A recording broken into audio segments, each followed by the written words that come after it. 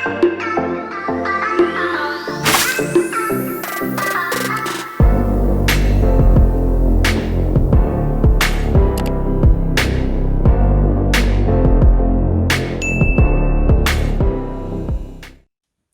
everybody, it's me Gemma, and today we're going to talk a bit about non-fiction. I have picked out my favourite non-fiction books, and they are on a variety of subjects: history, food, all that sort of stuff. I rarely see videos about non-fiction on BookTube, and really just wanted to talk a little bit about the non-fiction that I like and give some recommendations, because people have asked me in the past what non-fiction I would recommend. So I'm going to start off with a book by MFK Fisher called How to Cook a Wolf, and this was written about the sort of hardships of the first half of the 20th century with regards to food. So MFK Fisher lived through the Depression, she lived through rationing, and she writes really about providing sustenance but also making that sustenance good. And I always love this little quote about polenta that I've tabbed up. I very rarely tab things, but polenta is one of those ageless culinary lords like bread. It has sprung from the hunger of mankind, and without apparent effort has always carried with it a feeling of strength and dignity and well-being. I love it. And she writes like a whole section on how to make a great show, how to, eat so that you lose weight, how to have a sleek pelt, how to comfort sorrow. I just love this book. I've read it quite a few times. Yeah, I think it's great. And if you have any interest in food history at all, I think MFK Fisher is a great place to start. So then I have some history, and this is The Rise and the Fall of the House of Medici by Christopher Hibbert. I actually bought this when I was in Florence, because my mum and I had kind of picked Florence to go to because we thought it would be really pretty, but I became obsessed with the history of Florence, with the architecture, with the art. Oh, I've been about 5 times now with my mum, with my husband, with my best friend, and had an amazing time each time. And Florence is synonymous with the Medici. Their symbol of the fleur de the 3 balls and the shield, couldn't think of the word for shield there, is everywhere in the city, and you see their mark everywhere, from the big public buildings like the Basilica, the Duomo, Maria del Fiore, the Uffizi, the bridge across the Arno. Oh, everywhere, it's everywhere, and it has a sort of timeless feeling because of that.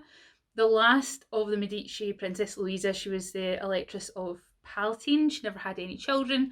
She left the entire estates of the Medici to Florence, all the collections of art, books, everything to Florence, on the condition that it would not leave Florence. It's amazing. And if you go, I recommend going to see the Medici Chapel, which is attached onto San Lorenzo. It's absolutely stunning. It's absolutely the family of power at the height of their power. It's so beautiful. And this book really covers their rise from bankers to grand dukes. Now, they made a lot of money from lending money to the Pope, and as well as that, the family are very involved in the sort of Vatican. They had a couple of popes that were Medici, many bishops, cardinals, all that kind of stuff, and they patronised some of the most famous artists in the world, like Michelangelo, Caravaggio. Caravaggio is my favourite artist, and one of my favourite experiences is going to the Uffizi Gallery, which was also built by the Medici, to see 2 of his paintings, which are on display there, one of which is a sacrifice for Abraham and Isaac. One of the Abraham and Isaac paintings, he did a couple, and the Medusa's shield, which he painted for the Medici. The art collections are spectacular, and their lives are really interesting. They, through their wealth and power, became involved in the great and the good of Europe. They were married into many royal families, into the French royal family in particular, because they were Catholic. And by that time, I believe, if I remember my history properly, England was already Protestant, so they were marrying in with the sort of Spanish royal family, the French royal family, all the Catholics are related to them somehow, I think. So this is a really interesting book if you like history, if you like Florence, if you find the rise to power of one family very interesting. There's also a good series on Netflix, which I like. I would highly recommend it. I mean, it's went from the family in the 1430s and the family ended in 1737. It's a long time. And I love this actually. You can see that I bought this in Italy, Penguin Italia. So it's a great book. I could go on and on about it because I could go on and on about the Medici and how beautiful Italy and Florence is, but you didn't come here just to hear me rant about that. So another book this that focuses quite a bit on a city is Queer London by Peter Ackroyd, and this covers the sort of span of gay life in London from the Celts and the Romans right up into the present day. It's a really good history book. I really like Peter Ackroyd. He has written more than one book on London, I believe, but I just really liked this. Yeah, he's written a biography of the Thames, London Underground, biographies. He is a really prolific guy from what I can tell. And I like his books. I have a couple of the London ones on my Kindle, but I really wanted this one. I actually really like the cover. It was like the pink Thames.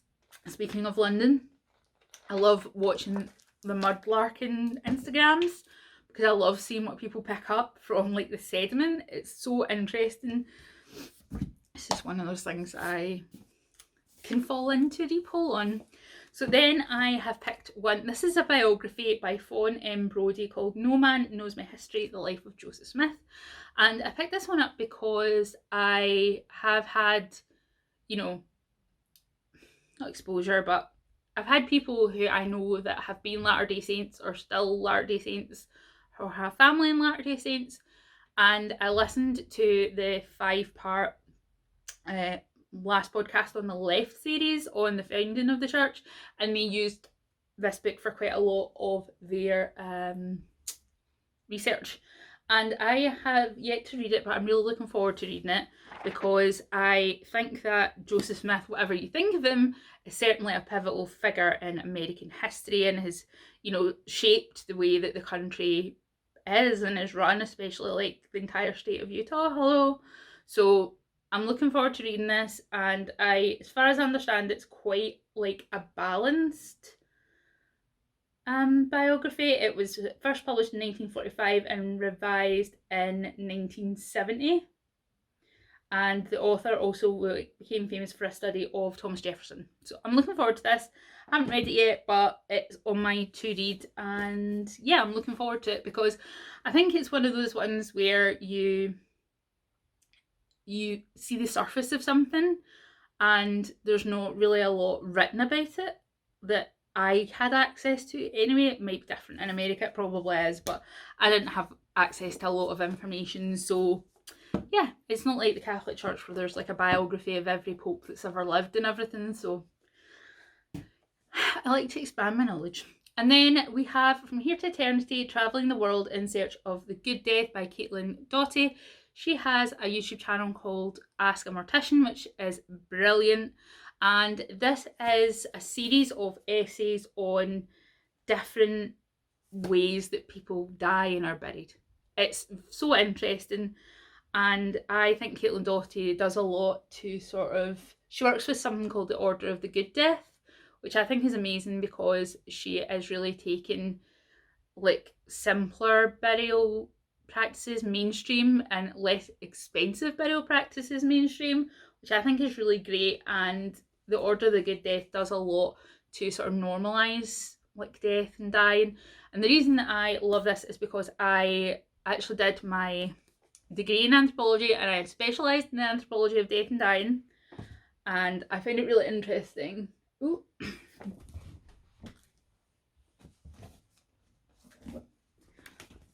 I find it really interesting. In fact, I'll show you, this is an extra, but this is The Buried Soul, How Humans Invented Death by Timothy Taylor, and I have had this book for 10 11, 12, about 15 years I've had this book. I bought it before I started uni. I bought it, it was in the anthropology section at Borders, and it inspired me so much. It really just opened up that part of my brain, that sort of part that was always interested in death and dying. And Timothy Taylor is an archaeology professor. He was an archaeologist, I don't know what he's doing now, but an archaeology professor, and he had also written History of Sex as well, which was really very good. I loved it, and I have, as you can see, had this copy for a very long time. It's been through the wars, it's really yellowed. If you have any interest in things like Ask a Mortician, things like that, I highly recommend The Buried Soul as well, and I really like it. That's all I can say, as you can tell, because I've hung on to it for so long. It just really makes me nostalgic. That's one of the reasons I loved uni, was because I got, like, the whole thing I was doing was reading stuff like that. That was Leah moaning, by the way, next to me. She's having a sleep. So, different area, but it's all absolutely fine. Life is Complicated, so I've drawn it instead, by Ruby Elliott. And this is a great book for not only people with mental illness, but I think if you love someone or have a relationship with someone who has a mental illness, then this is great, especially bipolar or an eating disorder. I'm bipolar, and I've also recently been dealing with something called diabulimia, which is where you do not correctly take your insulin in order to lose weight, which has been a heavy thing to deal with, but we're getting there. We're doing our best. And when before I was diagnosed, before I knew really what was going on, I read this book, and I read it in certain parts and was like, oh my god, that's me. She knows me, she sees me. I felt so, like, just seen by it, and I highly recommend it. Like, I have literally gone to my husband and shown him pages from this and gone, this is how I feel. This is how I feel, because I can't explain it myself. But I love this book, and it's just, yeah, I highly recommend it if you have anything like that going on in your life. So there we go. That got a bit heavy there, but we'll move on to food again. This is The Greedy Queen by Annie Gray, Eating with Victoria. Look at this lovely cover. I love Annie Gray. She is a food historian who appears on a lot of BBC programmes talking about the history of food. They did the Victorian Bakery, they did like Edwardian Farm and all that kind of stuff. Brilliant food history bits and pieces, and this really talks about Victorian food as a whole, through the lens of Queen Victoria and through the lens of how she ate and how she related to people in her life through food. One of the really sweet parts was they were talking about, well, it was Balmoral or Windsor, where they had built like a little house for the kids, like a really, really posh Wendy house that had its own kitchen, and the kids would like cook meals for their mum and stuff. I just thought it was really sweet, and I thought it was interesting to see how her food taste sort of trickled down to everyone else, what was fashionable and what wasn't. So I highly recommend Annie Gray. She's got another book come out about Churchill's cook, which I've not read yet, but I probably will. I was slightly put off because it's about Winston Churchill, who, yeah, let's not talk about him.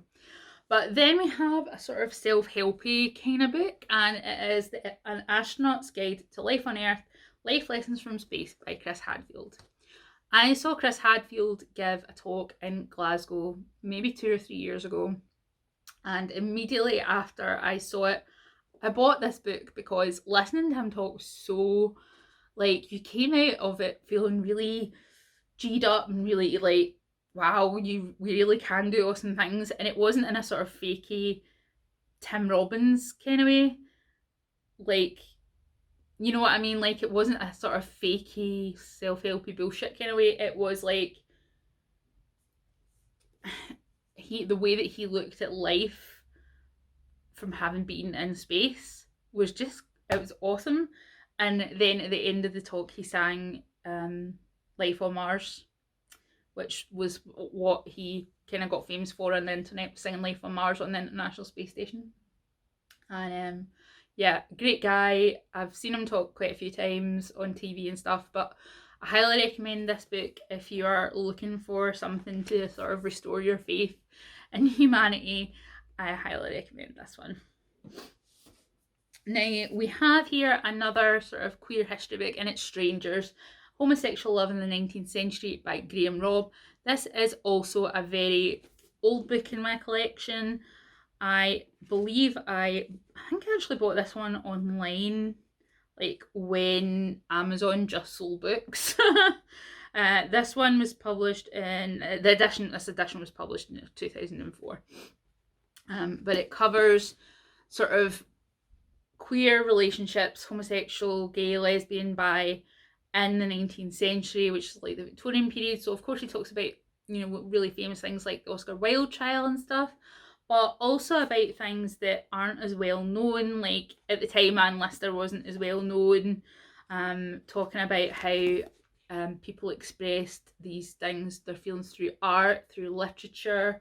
Just really gorgeous, some of it. Like, you just, I think as a queer person, you sometimes like feel like you reach back in time and understand these people because you understand a bit more what they're going through. So I highly recommend this if you're interested in queer history, just because in the nature of how history was recorded, it does focus a bit more on men and women, but it does cover people like Anne Lister, and the actress's name escapes me, but it's really great. Highly recommend it. I believe it's still in print. Yeah, still in print. So read this if you like gay history, queer history, lesbian history, all that history. And then we have, this also fits a bit into queer history as well, but it's M by Peter Robb. Now you can tell that I've had this a long time because look at the black on the front and then the black on the side. You can see it's like sun bleached. I bought this the first time I went to Florence. I had never heard of Caravaggio before, but I looked at the painting of Isaac and Abraham in the Uffizi and immediately fell wildly, madly in love with art for the first time. Like, I just didn't care about art before that. I was like, whatever, it's a picture, it's nice. But I fell in love with art, and I have read pretty much every biography of Caravaggio out there, but I feel like this one captures the spirit the best, that sort of wild rebel dickhead that he probably was. Like, Caravaggio was born into like pretty middle class circumstances, trained in Rome, and, you know, became a painter to the great and the good. He had a patron who was a cardinal. He painted many, you know, paintings that are still really important today, like Love the Winner, like Isaac and Abraham's, St. John, Mary Dead, I believe, as well. Loads of pictures. Like, if you look, there are books about his actual paintings, but this is about his life and how his art style developed, and about the different people that crop up in his paintings. Like, he was using a sex worker as the model for the Virgin Mary, which, you know, pissed off some people. And eventually he had to flee Rome, supposedly because he murdered somebody over a game of tennis. There was a duel and he had to go on the run. He never returned to Rome again and died very mysteriously. And the other thing about Caravaggio is that paintings of his still crop up occasionally, are sort of verified occasionally still. I believe there was one like 2 or 3 years ago that had been in somebody's basement. You know, the sad thing is some of the paintings were destroyed in the Dresden Blitz. But if you like art, if you're interested in the movement from that very stylized Renaissance art into a more realism that the Dutch masters like Rembrandt practiced, this is a really great book as well, because a lot of those painters who went on to sort of start that movement were very interested in Caravaggio. Then the last one, back to food again, and it is Mexico, the cookbook by Margarita Carrillo Aronte. And as you can see, it is an absolutely stunning book. It's published by Faden. Faden publish, look at this. Look at that, and then, oh, I love it. Faden publish amazing cookbooks, and this is really no exception. It has a wide variety of things that you can cook with normal ingredients you can get in the supermarket, through to things that you probably would need like specialist shops for. I am lucky because I live near a shop called Lupe Pinto's Deli, which has one in Glasgow and one in Edinburgh, and they stock a lot of the chilies and ingredients that you need for stuff like this. So I'm quite lucky there. Mexico is my dream holiday destination. I want to go there and eat. Like, I'm not that bothered about like resorts and things like that. I want to go and eat. I want to eat. I want to go to the Anthropology Museum, and I want to see the Templo Mayor. So that's my my hopes and dreams for Mexico. But that is a lot of non-fiction that I recommend. Some of these books, as I said, I've had for 10 years and more because they really like just touched me in some way, or I still would go back and read them. Like, I don't know how many times I've read some of these books. Like, probably I've read 6 or 7 times probably, and every time I go back to Italy I read it again because I just like don't want to let Florence go. So anyway, stay safe, wear a mask, and hopefully we'll all get travelling again soon. Take care. Bye.